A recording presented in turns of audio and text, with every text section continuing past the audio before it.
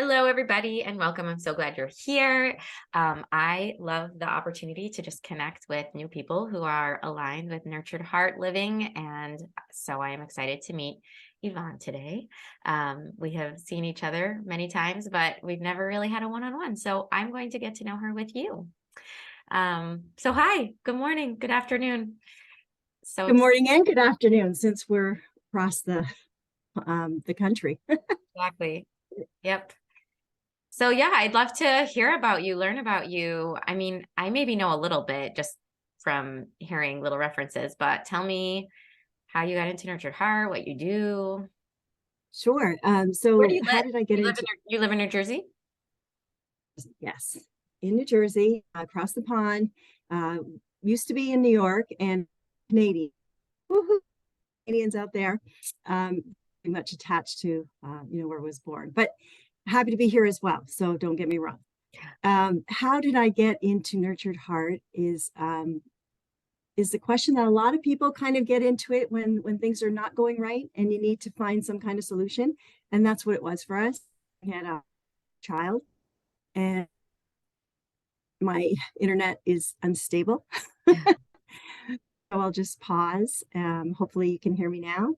Yeah, I've been hearing you. It's been your audio's, I mean, your visual is a little broken up, but I've been able to hear you. So Okay, great. So yes, had a child that was a high energy and so just like, searching everywhere for some kind of quick fix. And I found this program that was called Ignite Your Heart, and it was meant for parents to go. And it was a 1 day, and it was sort of, nurtured heart for parents. And it was fantastic. I was sitting there in the front of the class, like, that eager beaver. Oh, tell me more, taking down notes vigorously. And my husband was with me as well. And he was just like, okay, yeah, she's good, that type of thing. And then we went home and he said, okay, I got it. No problem. 3 stands. I'm done. And I'm like, no, we got to practice this. We got to practice it. And that's where the challenge begins. Right. And, but I found myself going on this roller coaster. Like there are days and I would feel like I've got this. I understand it. I can do it. And then other days, like, I can't do this. It's too hard. Like, what does that mean to even reset or not give in to the negativity? It's all around me. There's nothing positive. It's like, and so that's why I love it so much, because this journey has taken me to a point where I get it. I get when you first start and it's overwhelming because you're in a crisis mode, right? And so it takes you a while to get really into like, how can I make this work for me and my family? So that's how I started it. And then it kind of went into my job. And I was, of course, so gung ho about it that they sent me for a CTI training. And here's the thing that was great about it, Mussi, is that when I first started, I really wanted to do nurtured heart training, but I couldn't afford it. And so I was like, oh, do you guys have any kind of reduced rates? And it's just like trying to get in. And they were telling me, oh no, but it's not that expensive. Online's less expensive and whatever. And I just couldn't do it at that time. So I waited and waited. You know, I always say it's karma, because it would just come about training. So I got the training. I'm helping others. And so it was just like this full of something that I really believed in to now what I'm working on. And then from that job, I went into where I am now at Rutgers, and I'm a trainer coach. So I support a lot of the people that get with the CTIs, as well as, come up with ideas. And then I have a host of, other people that I go in off-site to train. So that's my journey. And I got to tell you, it's a fabulous, I just absolutely love, whenever training, I always have to tell people, I'm one of those people that's really into nurtured hearts. So if you're not into it, don't take any offense by my energy and my excitement, because everybody takes their time to get there. And I always have to preface that, because otherwise it can be like, oh, she's too excited. She's too enthusiastic. I can't take it. yeah. I relate a lot. My goodness. Our stories are similar too. I want to pause just a few things for our audience. For those of you that don't know, some of the things we're saying. So CTI is a week-long intensive with Howard Glasser, the creator of the Nurtured Heart approach, that certifies you as a trainer to be able to train others, but also is just a really deep dive experiential energy shifting, life shifting experience that many people do, not for professional use, just for their own selves. And my wish for everyone is to go to CTI. That's always what I say, because it really, really brought me to the next level. And I'm so grateful for now having gone to multiple CTIs, which are now all on Zoom. So that's just to say that. And then when you were talking about getting it, so you're saying, you know, you're a parent and you're using it with your, trying to use it at home. And then you were so excited about it that it became business. But pausing there, going back to like getting it, what would you, I'd love to hear like your just on the fly description of what is it that you had to get and that you didn't get and that you do get, you know, like how would you say nurtured heart? What would you say nurtured heart even is? Like, to me, it's all about energy. And once I got that it's about your energy and how it comes across and how it's received and how you receive other people's energy. And so if you just take anything out of it, for me, it's your energy is everywhere. And how we express ourselves is how we communicate. And that's what I got. I got that sense of even if I don't, like they say that nurtured heart's about words, and yes, it is, but it's also about your facial expression, your demeanor, you know, your sincerity. And so if you're working with kids with developmental disabilities and that are nonverbal, it doesn't mean that you can't do nurtured heart. And I think that we had like people that said, how do we do it? And they can, and it's why, it's because they can sense your presence, your energy. And even like as I'm leaning in here and smiling, you get it, right? As opposed to me just like, right? And so for me, it's all about energy. Like, I think that's where I got it. And you don't have to be perfect. You don't have to be perfect. You just have to be reflective of where you are and where you want to go. So I want to bring this back to the still face experiment. I'll talk about that in a minute. It's something we show in the workshops, and I actually did it live. So I want to talk about that, but go back for a second, just because I think what you're hitting on and your experience of this unfolding for you is going to be so useful for people who are trying to implement nurtured heart. So I'm going to grill you on it a little bit more, because I think it's what you're sharing is so important. Like you were trying to apply it after that workshop, and you felt like you had it some days and you didn't have it other days. And then it kind of like evolved into this energy thing. Can you kind of describe practically how that maybe looked before you fully got it, and then what it looked like once you really got it? Like what does that actually mean? So yeah, it's an interesting question, because often when I reflect on it, and you're absolutely right, Mussi, it's important when you're first learning it, because you have people that are frustrated when they're learning it. You have people that got it and they're just like, no problem. And then it's that in-between journey that you want to help them get to, right? And yes, absolutely. So when I think back to when I first started learning it, it was, okay, so I got my stance, and I need to recognize my child for all the good that they're doing. Guess what? There was nothing good going on at that time, or at least I couldn't see it, right? I couldn't see it. So they say, you know, think about things before you try and, you know, implement. So there I am in the bed night before, and I'm trying to write down, what can I recognize? What can I recognize tomorrow morning when I go downstairs and I see this child that's not smiling, or, you know, not wanting to engage? Okay, what does he do? They say to take the smallest little things. Okay, what does he do? So he gets to the table on time. He puts his dish where it's supposed to be after he's eaten. He gets dressed. He leaves for school. So all these little things, right? So I'm writing. Okay, got it, Yvonne. I'm set, ready to go.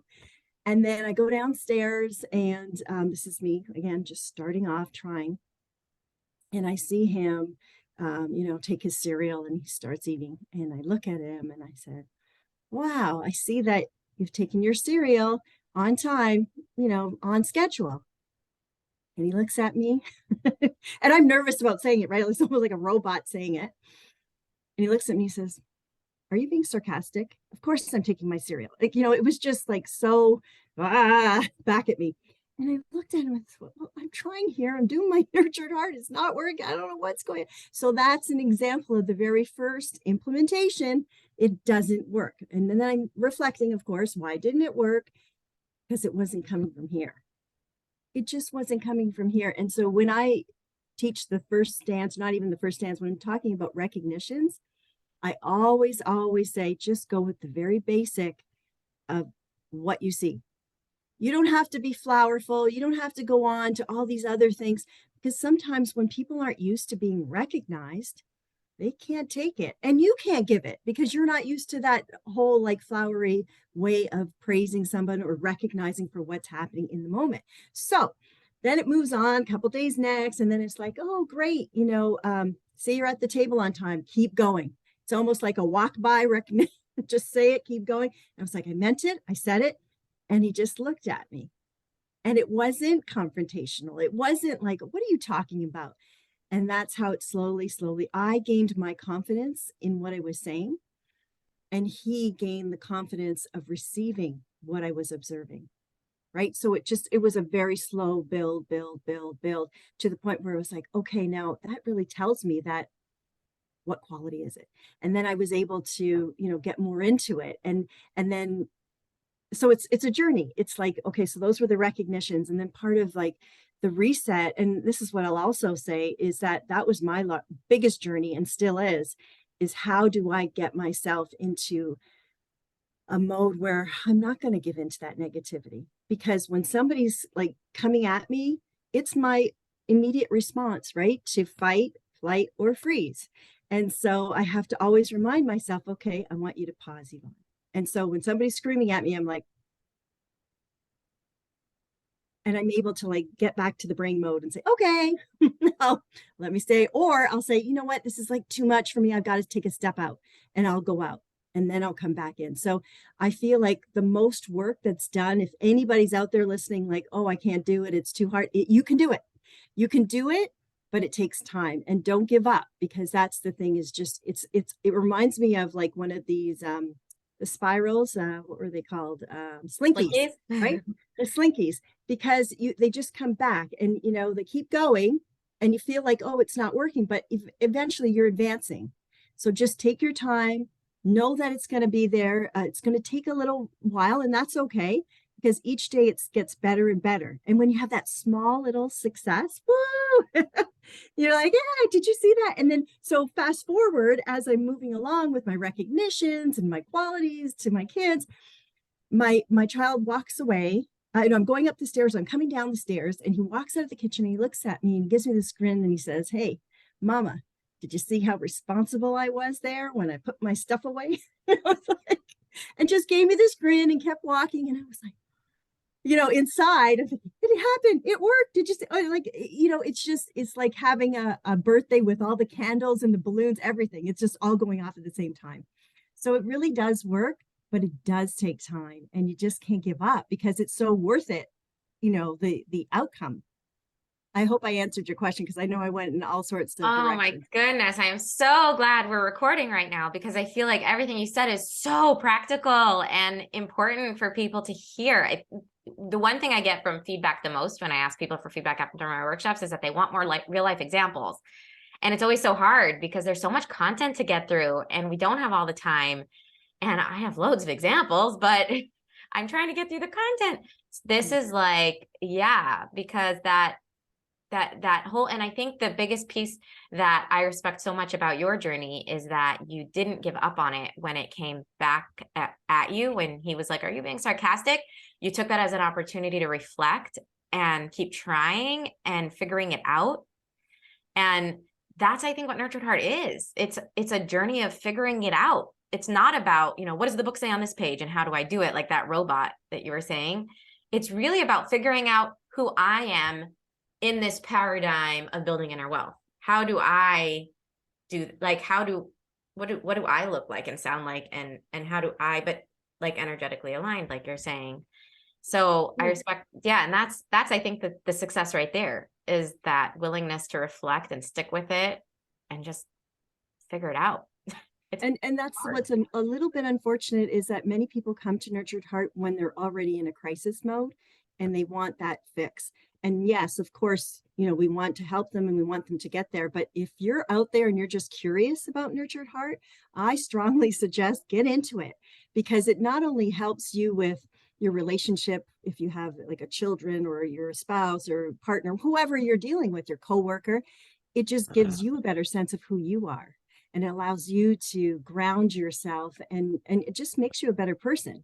So, you know, that's one thing I'd really highly recommend. If you're just curious, go for it, learn it. You can always shelf it if you don't like it.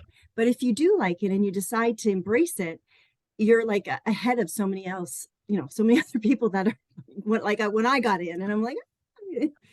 And I also wanted to mention, getting into it, there's two parts to it with, I always recommend, if you can, to work on your personal side first, because I find that it's a self journey first, right? You really need to work on and get it, understand it with yourself, and then maybe practice with the post person, the grocery person, you know, people that you interact with every day, giving them recognitions. It just builds your confidence up, and you can see how it works simultaneously, like right on, right? Back and forth.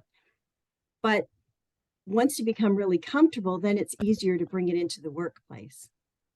So when I was taking it and I was given that the CTI, the reason I was taking it was to work with caregivers who were coming into a center of crisis and needed to,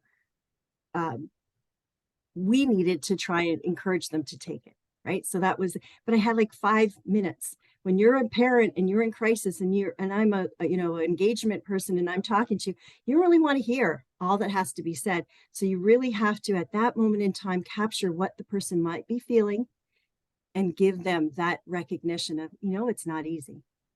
What you're going through right now, it is not easy. And I hear you, and I can, you know, I appreciate the fact you're even listening to me right now instead of pulling your hair out, right? So there's a lot to that of get it, really embrace it, learn it yourself, and then move it to wherever, you know, if you're doing it in a workplace or if you're doing it somewhere else, because the stronger you are with it yourself, it really comes across. That's my Yeah. And I think that kind of brings it back around to the whole energy piece, because it's so real. It's only really it if it's real, you know? And so the longer we stick with it, the more work we have to do, because I have to be it. I have to get it. I have to become it within, like, to really see people, believe in people, and trust people. It's like, yeah, it's amazing, because it's so, in a way, so hard, because it's not an easy fix, and because it's not an answer.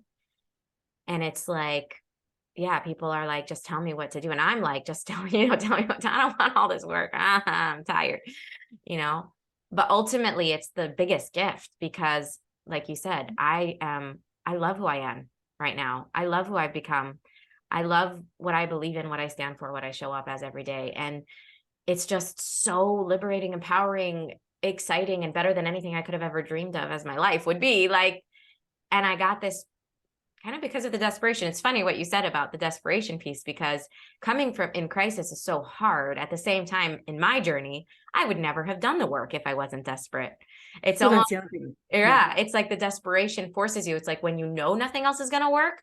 So I have nothing to lose. And this is the last straw. Like, okay, whatever, let me just try it, you know, because I've tried everything.